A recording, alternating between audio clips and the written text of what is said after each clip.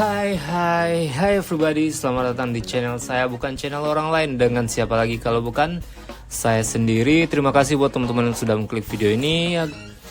Dan saya harap teman-teman menonton hingga akhir agar teman-teman tidak gagal paham dengan apa yang saya sampaikan. Nah, pada video ini saya akan mencoba untuk bertrading. Dan sekarang saya berada di PRXAU atau gold di time frame daily. Saya analisa dari daily dulu. Kita cari boss, kita cari break of structure, oke? Nah, bisa kita lihat di sini.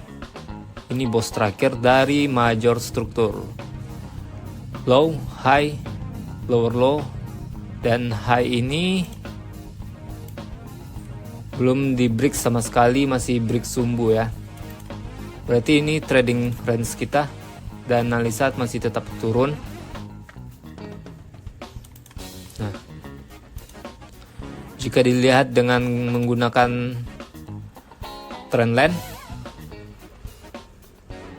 price sudah break area trendline ya, namun tidak tahu retestnya sampai mana ini. Dan kita turunkan ke time frame H4 untuk mencari celah entry. Di H4 indikator sudah menginformasikan untuk sell, namun saya belum sell.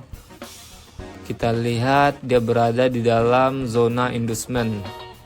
Bagi smart money concept atau trader SMC pasti sudah tahu inducement. Nah, di bagian ini. Dan bisa dilihat juga bagi trader pattern, di sini terdapat pattern Quasimodo sell, entry sell ya. Ini untuk low risk, di atas ini seharusnya kita menunggu sell. Namun di bagian sini indikator sudah menginformasikan untuk sell, kita tunggu dulu konfirmasi di M5. Kita lihat di M5. Kita lihat lagi major struktur di M5, low, high, low lagi, high di bagian ini. Nah, kita lihat apakah dia sanggup break zone low yang ini sebagai konfirmasi entry kita sell. Tidak ada konfirmasi, maka kita tidak akan entry ya. Oke, mungkin nanti bakal saya sambung jika ada konfirmasi sell atau break zone ini. Saya akan menunggu di zone order block. Oke, update itu ya, update konfirmasi. Di sini saya lihat udah terjadi konfirmasi strukturnya. High sini, low baru, high baru sini, low baru di sini, dan dia break low ini. Candle yang berjalan seharusnya di break ya. Di situ saya akan entry 0,02 saja. Beberapa layer.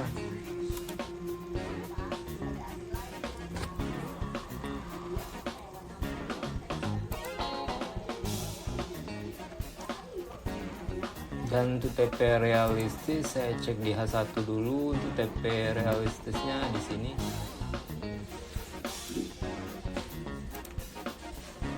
Sudah lumayan ya. Di sini berapa ini? Sudah 9 USD.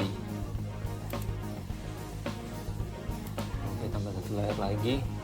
Dan untuk SL saya taruh di sini, SL nya di atas zone. Kita lihat berapa minusnya, sekitar 7 USD di sini lah. Besar sedikit. Oke, kita lihat apakah bisa profit ya. Di sini sudah terjadi konfirmasi di M5. Kita balik ke M5 dan dia sudah break struktur terakhir di M5. Ini kan tadi saya tandain sebelum kejadian yang ini. Dan higher high baru sudah tercipta di bagian sini dan higher low baru sudah tercipta, membuat higher high lagi di sini. Higher low yang harus di break dan ternyata di break, dan itu contoh konfirmasi. Tapi TP nya nggak usah jauh-jauh teman-teman, TP dekat saja. Kenapa TP nya dekat? Karena bisa dilihat di H1 dia sudah break struktur yang ini. Memang major struktur secara garis besar di time frame daily maupun H4 masih kenaikan. Kita lihat di daily tadi ya. Nah, lihat ini high yang harus di break dan tidak break, ternyata menggunakan garis trendline dia memang break, tapi di bagian sini juga tidak break. jadi membingungkan ya. Namun saya mengikut struktur terdekat saja di H1, low, high. Di sini tidak ada low baru, jadi ini high baru, dan berharap di sini low baru dan naik lagi ke atas. Oke, apakah bisa menyentuh TP ya? Kita lihat indikator juga menginformasikan sell, namun saya menunggu konfirmasi dulu supaya floating zero nih teman-teman. Kita lihat di sini memang floating zero sudah running 1 US dollar, baru 1 US dollar ya. Ini udahlah, tidak apa-apa. Oke, nanti bakal saya update kelanjutannya. Untuk sebelum entry, teman-teman harus perhatikan dulu struktur terdekat atau major struktur. Jika teman-teman ingin scalping, teman-teman bisa melihat struktur terdekatnya saja. Namun jika ingin intraday, ya teman-teman harus menganalisa dari daily, cari dulu bos terakhir dan cari dulu change of character di daily, pindah ke H4, begitu juga di H4 cari bos terakhir dan change of character terakhir, dan di H1. Kalau kita lihat H1 seperti yang saya sebutkan tadi, di sini sudah change of character ya. Ini high, low. Di sini high karena dia mengambil minor low ini, dan low di sini dia mengambil ini, dan high-nya belum. Oh, di sini high-nya tapi low-nya belum ada, jadi high-nya pindah ke sini dan break ini ya. Break high sebelumnya berarti change of character untuk kenaikan. Dan kita bakalan entry buy di sini nantinya. Kita akan entry buy dan balik lagi kita akan menunggu konfirmasi di M5.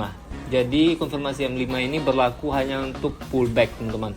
Kalau untuk perubahan tren di H1 kita harus menunggu change of character di time frame M15 atau H1 tersebut, karena jika kita melihat dari H1 itu possible sekali dia langsung mental. Misalnya dia turun ini kena di bagian ini, jadi possible dia tidak akan langsung naik ke atas. Dia akan membuat struktur baru di H1 dan membuat change of character di H1 seperti ini.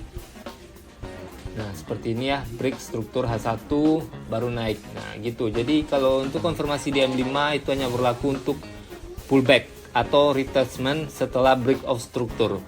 Tapi kalau untuk perubahan tren di H1 kita harus melihat struktur di H1 tersebut membuat change of character atau di time frame paling rendah yaitu M15 berupa change of character. Semoga teman-teman paham ya.